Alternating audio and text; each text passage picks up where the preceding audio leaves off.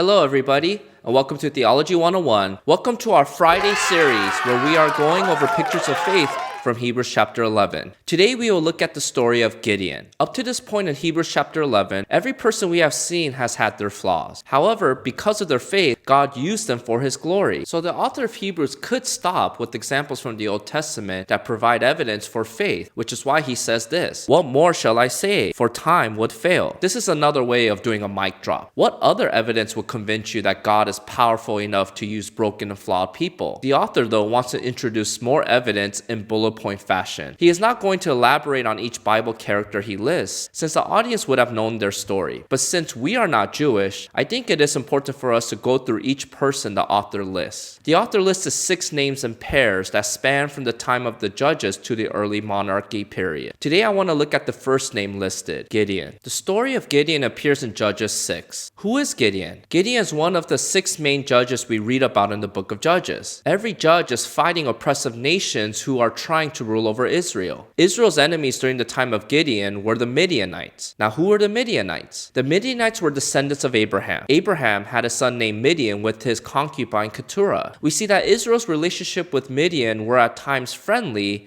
but mainly hostile. So by the time we get to Gideon, the Midianites were enemies of Israel, and they have contaminated them with pagan worship of Baal. So God declared war on the Midianites, and the Midianites in response joined forces with the Amalekites since they had camels, which gave them a huge advantage of running across large distances. So this is the background of what is happening when God sent an angel to Gideon and calls him Almighty Man of Valor. This should catch your attention because Gideon is threshing wheat in fear of the Midianites. In other words, Gideon is living in fear. You would think that the angel calling him a mighty warrior would instill confidence in Gideon, but it does not. Look at how Gideon responds. And he said to him, "If now I have found favor in your eyes, then show me a sign that it is you who speak with me." In other words, prove that you are God with the sign. In response, God performs the sign, consuming Gideon's meal with fire, and then tells Gideon to tear down the altars of Baal. But I want you to notice that Gideon is still living with fear when he obeys God's command. So Gideon took 10 men of his servants and did as the Lord had told him. But because he was too afraid of his family and the men of the town to do it by day, he did it by night. So Gideon still has a lot of fear. He asks God to prove himself again before he listens to him. Gideon says that he will leave a piece of fleece outside and God must make it wet, but keep the ground around it dry. Then he will believe that God will be with him. God does what Gideon asks, but that's still not enough for him. Let's switch it up. This time, keep the fleece dry, but the ground around it wet. And what do you know? God is powerful enough to keep fleece dry, surrounded by wet dirt, and that was finally enough for Gideon to obey God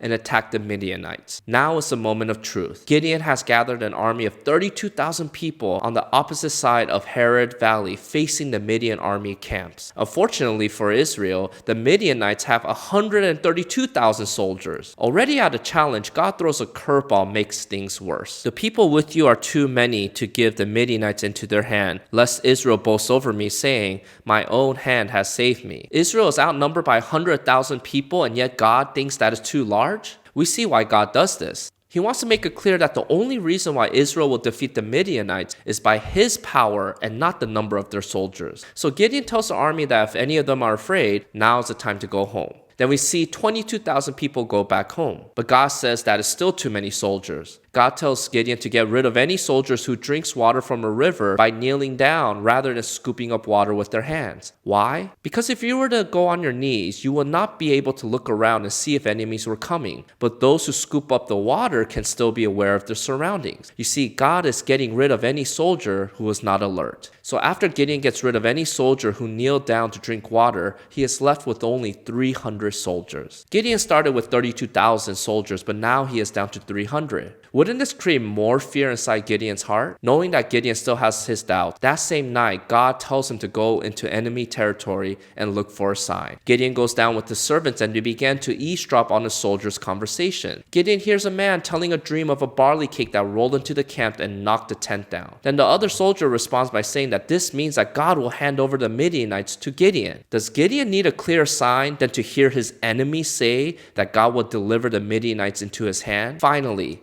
after all these signs, a burning meal, a wet fleece, a dry fleece, and now a dream of a barley cake, Gideon is empowered by faith to fight the Midianites with 300 men. So how are 300 men going to defeat over 100,000 soldiers?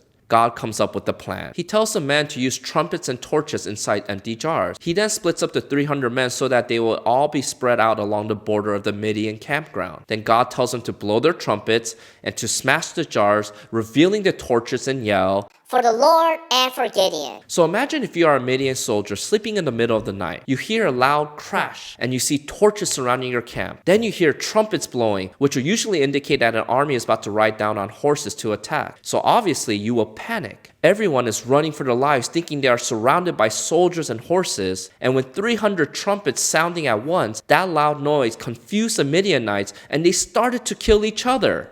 Do you want to know the secret sauce to this strategy? The Lord set every man's sword against his comrade. God did it. That's how 300 people defeated 132,000. Yes, God chose those who were not afraid and were alert. Yes, the military strategy of creating an illusion and confusion is very smart. But at the end of the day, the explanation on what happened that day is that God delivered the victory without using a single sword. So we see how faith overcomes fear through the story of Gideon. Gideon was not the ideal general. He was a coward in every way. He hid from the Midianites while gathering wheat. He questioned God repeatedly. He even demanded signs from him. And when God reduced his army from 32,000 down to 300, God gave him another sign. Finally, after all these signs, Gideon finally trusted in God, executed his plan, and experienced a victory that God promised from the beginning. Listen, I know that some of you have many reasons why you are afraid and completely trusting in God. God, you don't know what I've been through. God, you don't know how weak I am.